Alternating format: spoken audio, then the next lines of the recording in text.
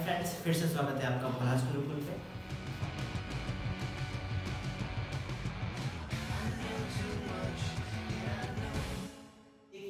हम यहाँ पर श्वसन संबंधी आयतन और श्वसन संबंधी समताएं पढ़ने वाले हैं। देखिए, श्वसन संबंधी आयतन 4 प्रकार के, समताएं 5 प्रकार की। देखते हैं कौन कौन से।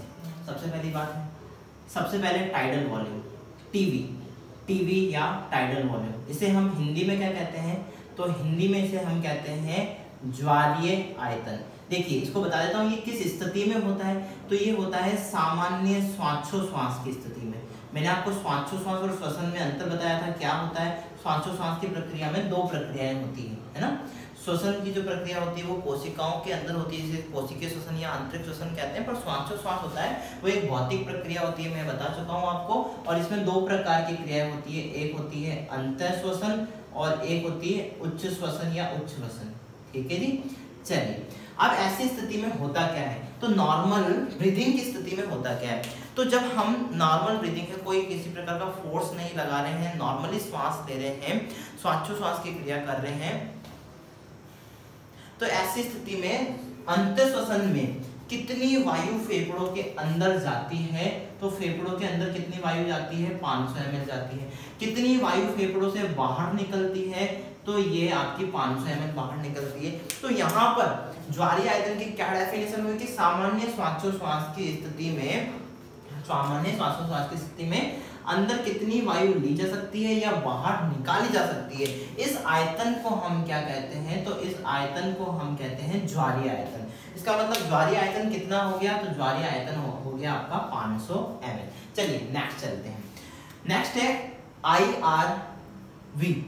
IRV क्या है? तो इसकी full form inspiratory reserve volume. Reserve volume का मतलब है कि ये अंदर सुरक्षित आयतन है। इसका मतलब हिंदी क्या होगी इसकी? देखिए ध्यान से, इंस्पायरेटरी से अंतः श्वसन, ठीक है, अंतः श्वसन। रिजर्व का मतलब आरक्षित आयतन, इसे हम क्या कहते हैं? अंतः श्वसन आरक्षित आयतन। मतलब क्या है इसको देखते हैं। इससे पहले मैं बता दूं कि ये किस स्थिति में होता है, तब आप समझ में आएगा। जब हम बलपूर्वक श्वास लेते हैं या बलपूर्वक कौन सी क्रिया करते हैं? अंतः श्वसन की प्रक्रिया करते हैं, तब ये चीज होती है। देखिए कैसे, सामान्य स्थिति में तो कितनी ले ली हमने? 500। पर जब हम बलपूर्वक प्राणायाम, योगा इस समय हम जब करते हैं तब ऐसी स्थिति बनती है। तो जब हम बलपूर्वक श्वास ले अंदर, तो कितनी वायु एक्स्ट्रा ले सकते हैं? ठीक है, तो कितनी वायु एक्स्ट्रा ले सकते हैं हम? तो 3000 ml हम एक्स्ट्रा ले सकते हैं फुफ्फुसों के अंदर। तो ये जो 3000 ml है, ये 3000 ml क्या कहलाता है? अंतः श्वसन आरक्षित आयतन कहलाता है। मतलब इतना और रिजर्व किया जा सकता है फुफ्फुसों के अंदर। चलिए, ERV क्या है? तो ERV की फुल फॉर्म क्या है? इसकी फुल फॉर्म है एक्सपायरेटरी रिजर्व वॉल्यूम। ठीक है जी। एक्सपायरेटरी रिजर्व वॉल्यूम का मतलब क्या है?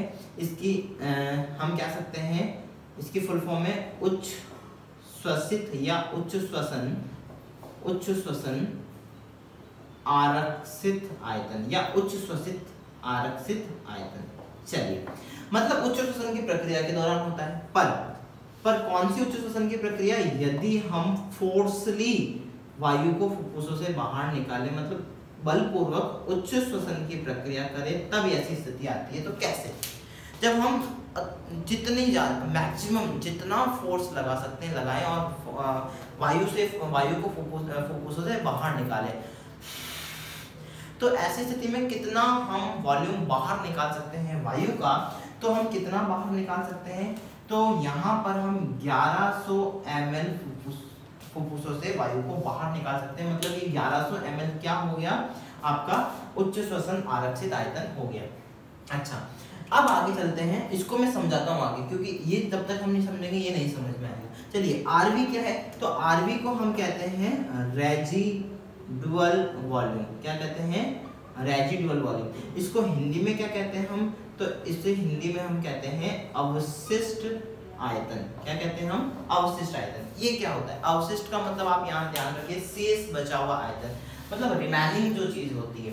तो देखते हैं रेजिडुअल वॉल्यूम क्या है। तो इसकी परिभाषा लिखता हूँ आपको पहले, फिर आपको समझाता हूँ। जब हम बलपूर्वक उच्च श्वसन करते हैं, कब? बलपूर्वक, जब हम उच्च श्वसन करते हैं तो बलपूर्वक उच्च श्वसन के बाद या उच्च श्वसन के पश्चात जो फुफ्फुसों में शेष रही वायु का जो आयतन है उसे ही हम क्या कहते हैं? अवशिष्ट आयतन। और ये कितना होता है? तो अवशिष्ट आयतन होता है हमारा 1200 ml। ठीक है, अब देखिए यहाँ कंफ्यूज नहीं हो, मैं आपको समझाता हूँ डिटेल से। अब आप ये सर बलपूर्वक अंतःश्वसन तो हमने कितना किया था? 3000 ml का किया था, पर 3000 ml के बाद भी आप कह रहे हैं कि बस उच्च श्वसन सब इतना ही निकाल सकते। डेफिनेटली इतनी कैपेसिटी तो इतना ही निकालेंगे, हमारे मानव लंग में इतनी कैपेसिटी कि हम बलपूर्वक जब उच्च श्वसन करें तो इतना ही निकाल सकते हैं, 1100 ml। ओके, और कि बलपूर्वक उच्च श्वसन के पश्चात भी फुफ्फुसों में वायु रह जाती है, तो वो कितनी रह जाती है? तो 1200 रह जाती है। दोनों को जोड़े तो कितना आ गया आपका? 2300, है ना? फिर भी कितना? 700 बच रहा है। मतलब वो जो कुछ वायु होती है 700 ml के लगभग हम कह सकते हैं कि वो रक्त के अंदर हो सकता है डिजॉल्व हो जाए ऑक्सीजन के रूप में। वायु गैसों का आदान प्रदान होता है वायु कोशिकाओं में, तो वहां हम कह सकते हैं एडजस्ट होती है। चलिए, इसके बाद में ये तो हो गए आयतन को संबंधित। अब यहाँ बात करते हैं हम कुछ क्षमताओं की, कैपेसिटीज की, कि फुफ्फुसों के अंदर और क्या क्या कैपेसिटीज होती हैं। तो आईसी की फुल फॉर्म क्या है? तो आईसी की फुल फॉर्म है इंस्पायरेटरी कैपेसिटी।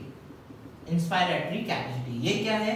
तो ये है अंतः श्वसित क्षमता। क्या है?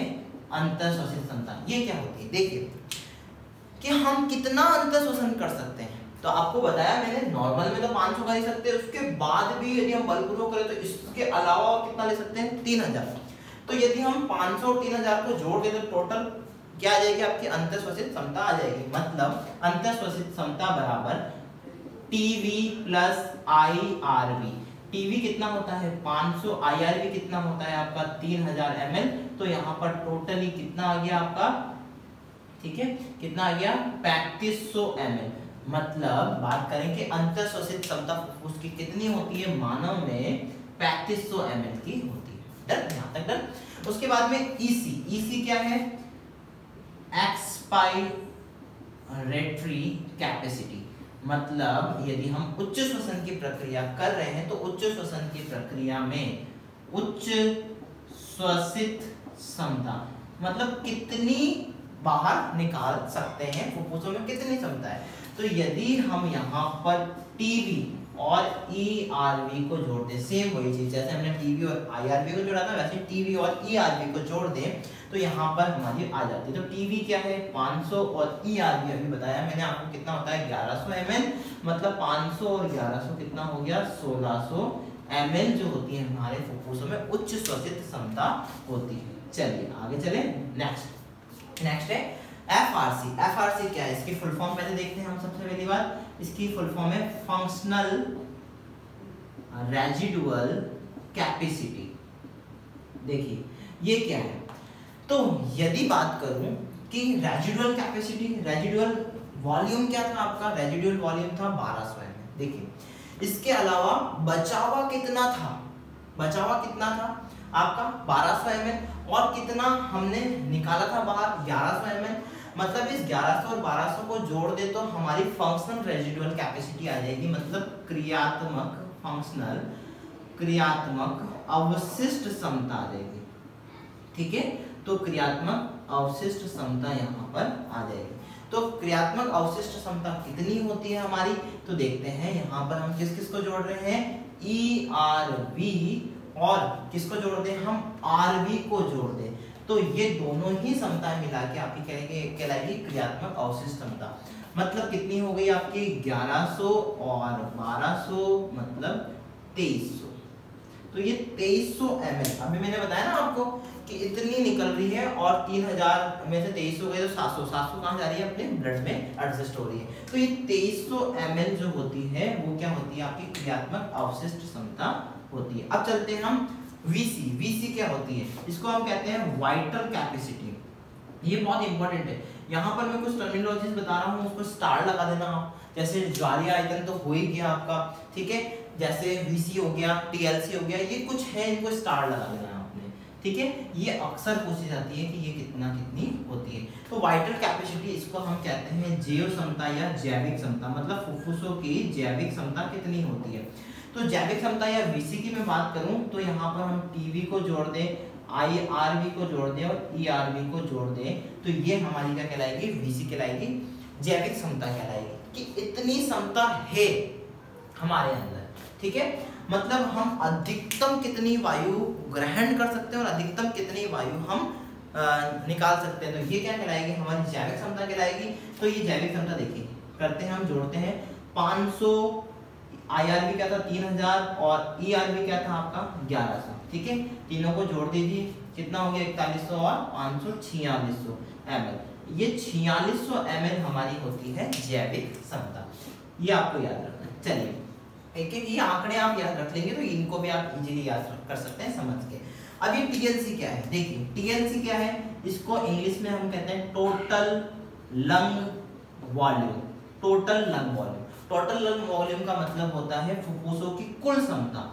ठीक है, फुफ्फुसों की कुल क्षमता, तो फुफ्फुसों की कुल क्षमता कितनी होती है, टोटल लंग वॉल्यूम कितना होता है हमारे अंदर, या कैपेसिटी हम कह सकते हैं, वॉल्यूम की जगह यहाँ पर हम कैपेसिटी लगाएं कि टोटल कितनी कैपेसिटी है, कि कितना वॉल्यूम हम जैविक क्षमता के अलावा भी लेते तो नहीं है, जैविक क्षमता तो इतनी है पर ले सकते हैं, और यदि और ज्यादा अभ्यास करें प्रैक्टिस करें तो। ठीक है, तो ये टोटल क्षमता बता रहा है तो इतनी, नॉर्मली बलपूर्वक सामान्यतः बलपूर्वक भी ले तो भी इतनी ले सकते हैं, पर टोटल लंग क्षमता में आपकी RV भी जुड़ जाएगा, मतलब TV, IRV, ERV और RV इन चारों को जोड़ दें तो टोटल लंग क्षमता आ जाएगी आपकी। तो टोटल लंग क्षमता बराबर TV plus IRV plus ERV plus आपकी RV, इन सभी को हम जोड़ दें तो इस प्रकार से आपकी टोटल लंग क्षमता आ जाएगी। ठीक है, दिख जाएगा आपको। चलिए नेक्स्ट, तो कितनी है देखिए 500 ये हो गई। अच्छा, इसको ऐसे भी कर सकते हैं हम फॉर्मूला को, देखिए TV, IRV और ERV ये आपकी है VC। ठीक है, और इसमें हम क्या जोड़ दें, RV को और जोड़ दें तो भी आपकी क्या आ जाएगी, टोटल लंग कैपेसिटी। मतलब जैविक क्षमता में हम यदि अवशिष्ट आयतन को जोड़ दें तो भी फुफ्फुसों की कुल क्षमता आपकी आ जाएगी। मतलब VC कितनी थी आपकी, ये 4600 प्लस RV कितनी है, ये देखिए RV आप देख पा रहे हैं 1200, तो इस 1200 को हम जोड़ दें तो टोटल लंग कैपेसिटी कितनी हो गई 5800 ml। ठीक है, तो ये 5800 ml क्या हो गई आपकी टोटल लंग कैपेसिटी। और ध्यान से समझिएगा 5800 ml जो ये टोटल लंग कैपेसिटी होती है, इसको हम लगभग 6000 ml मान सकते हैं, और इसलिए हम कह सकते हैं कि टोटल लंग कैपेसिटी जो होती है वो टोटल लंग कैपेसिटी कितनी होती है, तो आपकी 6 लीटर होती है। ml का मतलब हो गया आपके, यदि आप 6000 ml को लीटर में परिवर्तित करेंगे तो 6000 ml क्या कहलाएगा 6 लीटर। तो लगभग है ना, जो ये 5800 ml है वो लगभग 6 लीटर के बराबर होता है। ओके जी।